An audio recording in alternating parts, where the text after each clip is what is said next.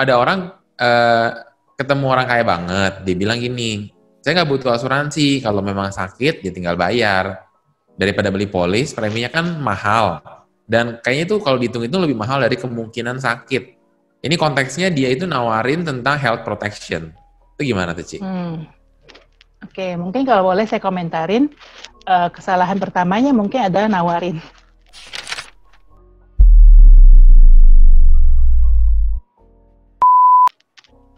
Menawari health Kata-kata protection.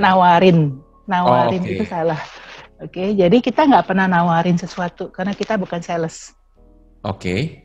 Oke, kita ini advisor. Ya, jadi kita ini konsultan. Ya, kalau misalnya kita dokter nih, kita datang ke dokter kucuk-kucuk, dokternya langsung nawarin obat, mau nggak? Belum ngomong belum apa.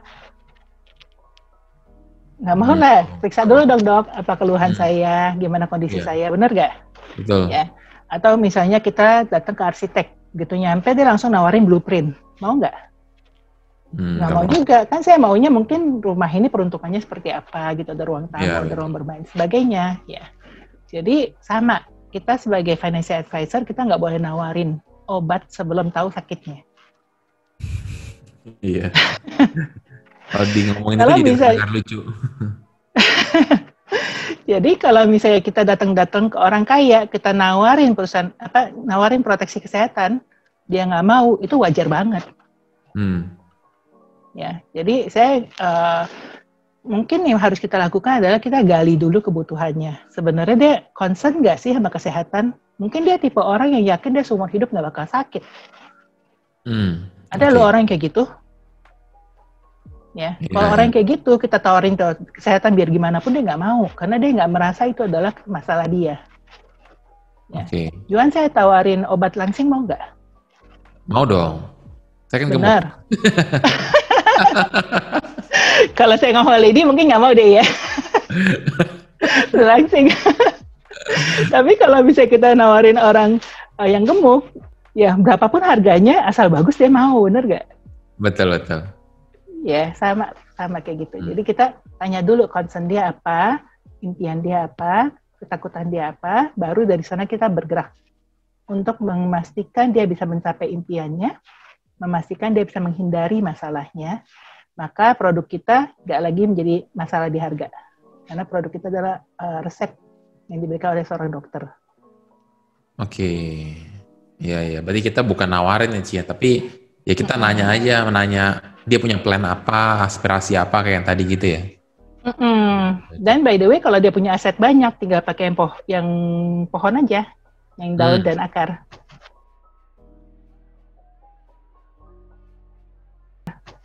Betul. Oke, sip. Saya setuju asetnya banyak, tapi income-nya cukup nggak? Kalau misalnya income-nya nggak ada, masih bertahan nggak asetnya? Oke. Tapi kalau misalkan ini aku juga pernah ketemu nih, Ci. Dia bilang asetnya dia udah jadi passive income-nya dia gitu. Misalkan mungkin kos-kosan semua gitu. Jadi ibaratnya dia income juga udah biasa. Maksudnya udah cukup gitu untuk bertahan hidup doang. Kalau gitu, kehadiran Juan nggak penting dong ya buat bisnis Juan. Oh, oke. Kalau Juan ke luar negeri nih, sebulan gitu ya, seminggu, sebulan, dicariin nggak? Bisnisnya mungkin iya. Tapi kalau misalkan passive income dari asetnya mungkin enggak gitu. Berarti nggak perlu ya? Iya. Berarti Juan nggak punya nilai ekonomis terhadap bisnis kamu. Berarti ada di siapa nilai ekonomis tersebut? Apakah kamu punya orang-orang kepercayaan? Iya, misalkan ada orang yang megang bisnisnya gitu. Oke, kalau orang tersebut nggak ada, terganggu nggak? Terganggu. Berarti masuk ke key person insurance. Oh, berarti pindah ke key person insurance-nya dia yang mesti diasuransikan gitu ya? Yes. Oke. Sip. Banyak juga nih orang yang dikasih tahu, dia bilang, oh saya udah punya banyak aset, nggak perlu lagi. Ya. Nah, kasih tahu, oh saya senang sekali ketemu sama orang yang punya banyak aset.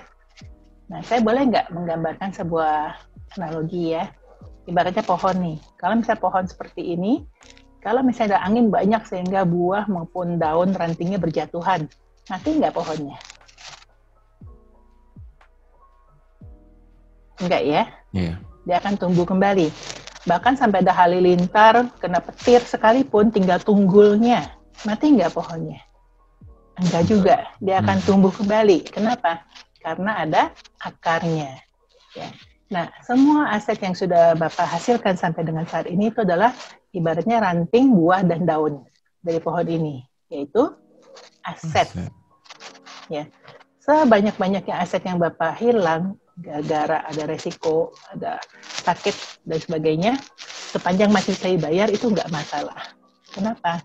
Karena ada akar. Akar itu apa? Akar itu adalah income. Sepanjang income-nya masih kuat, maka aset hilang nggak masalah. Tetapi kalau income-nya yang habis, yang kemakan hama misalnya, atau kering akarnya, maka seberapapun aset yang Bapak miliki, sedikit demi sedikit dia akan surut, dan akhirnya habis. Setuju ya? Setuju. Jadi, kalau Bapak sudah punya banyak aset, itu very good, tapi saya tidak sedang bicara tentang aset Bapak. Saya mau memproteksi income Bapak, yaitu akar Bapak. Oke? Nah, ada orang ngomong gini, saya nggak suka asuransi katanya. Loh, kenapa nggak suka? Karena asuransi itu simple loh. Itu adalah kontrak antara uang dan waktu. Orang bilang time is money, betul ya? Nah, if you have the time, you make the money, jelas. Ya. But kalau kamu nggak punya waktunya gimana? If you don't have the time, who will make the money for you? Kalau bukan asuransi.